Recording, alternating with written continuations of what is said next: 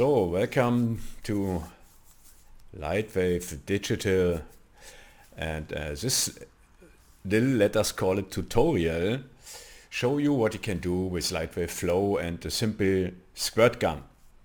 And the idea behind that scene was to test what I can do if I need a fluid with high viscosity and high friction ratio, so that my fluid stick on a wall. Yeah.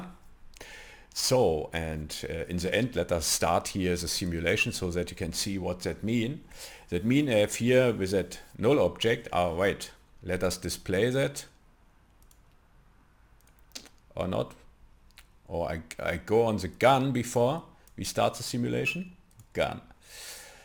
So that you can see what's the way the gun go. So now we can see the simulation, and that squirt gun put out particle over the time and spread it in the direction from that wall. Yeah.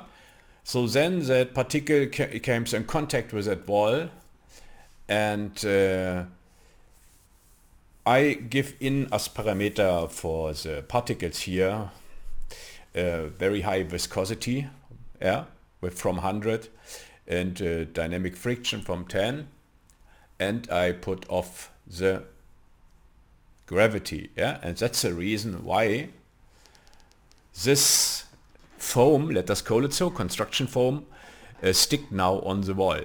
Yeah. So now I reset it so that we can simulate it one more time. This scene included a little option so that you can test with the gravity what you can do if you over the time animate the gravity. Yeah. The thing, the basic idea behind that is that if you start a simulation and a fluid stick on a wall or on your beard, yeah, your beard, and you have to shave them and you give them foam on them, that from time to time drip it a little bit or drop it down, yeah. So that's the gravity.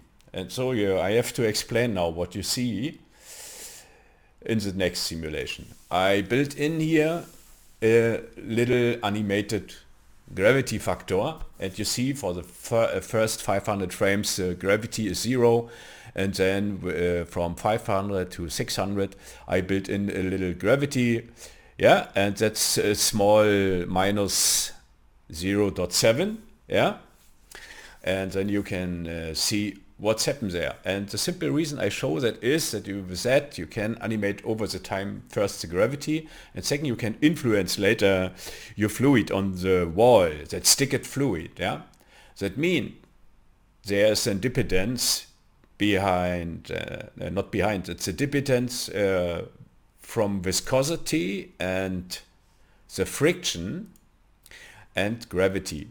That mean if you give on the fluid then a gravity, it will then bring you an effect if the gravity is then in some point or on some point higher as the weight from the particle and the viscosity and the friction. Yeah, and then you can see that exactly in that simulation that is in dependencies. Yeah, so let us start the simulation, and now let us at the same time see the gravity channel and what he do. And you see now, yeah, the gravity is 0, nothing has happened. It would stick on the wall and paint there, and all particles would be holded with his self viscosity and with a little bit damping, yeah, that you would found under more options, yeah, hold on the wall and all is fine.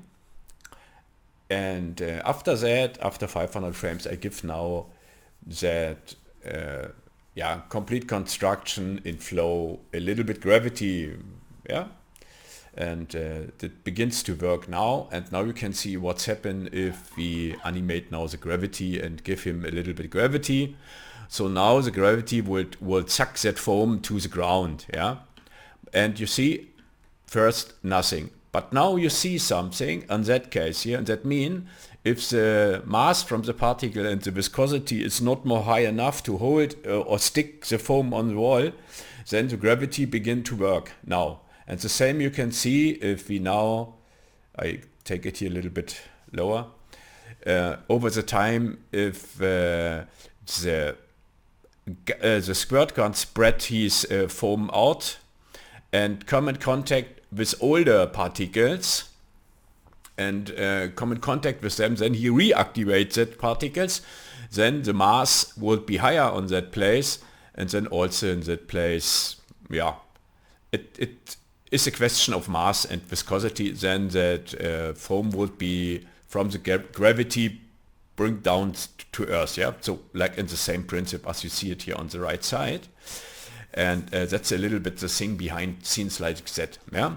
If I build that to test it. You can see it also here in the end. Now it begins slowly to come down, and the reason is the mass from all the particles is higher with the gravity now as the viscosity can from that fluid can hold, and yeah, then it would be go down, yeah, to Earth in that case. So we reset it. And I think this kind of scenes can help you to understand in what way flow in CUDA works. Yeah, and it's the same thing as with OpenVDB and the gas solver and all the solvers from OpenVDB we have, yeah, in Lightwave. It's a master tool. It's really in the end a tool you can create the craziest thing.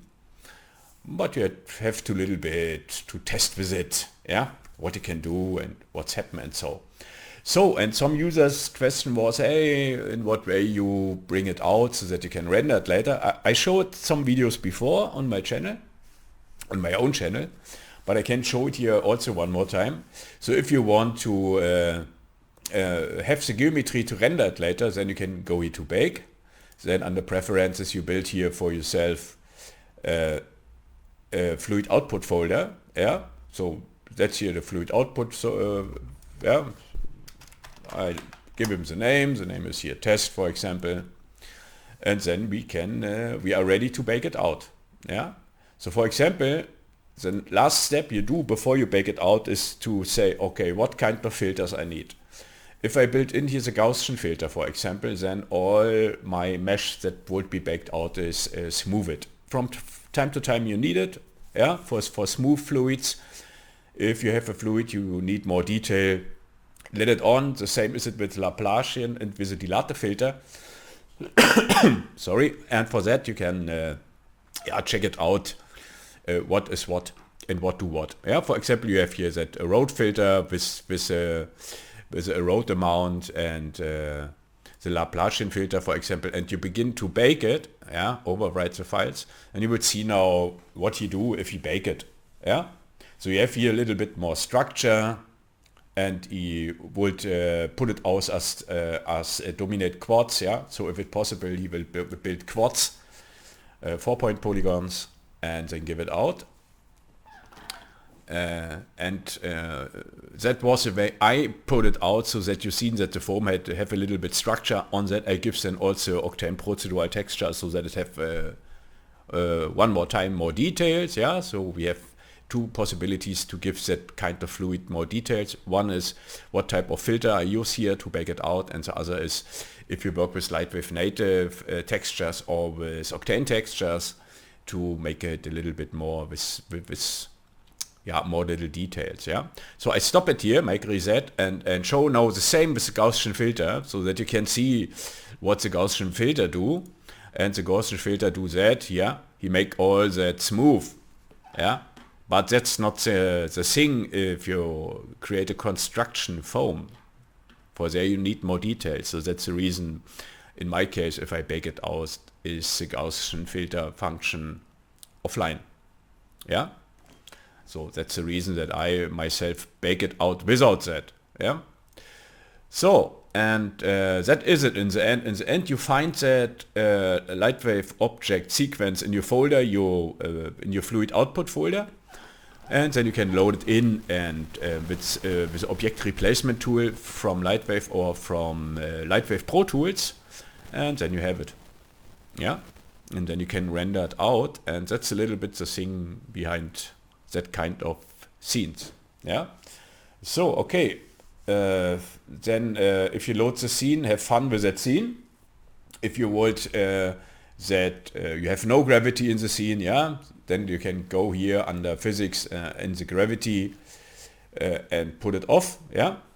And if you need it, put it on, yeah. So I put it here off now, yeah. So that's the simplest way, or I let it in here with gravity over time. So then you have it and can play with that. So have fun with that scene and see you later.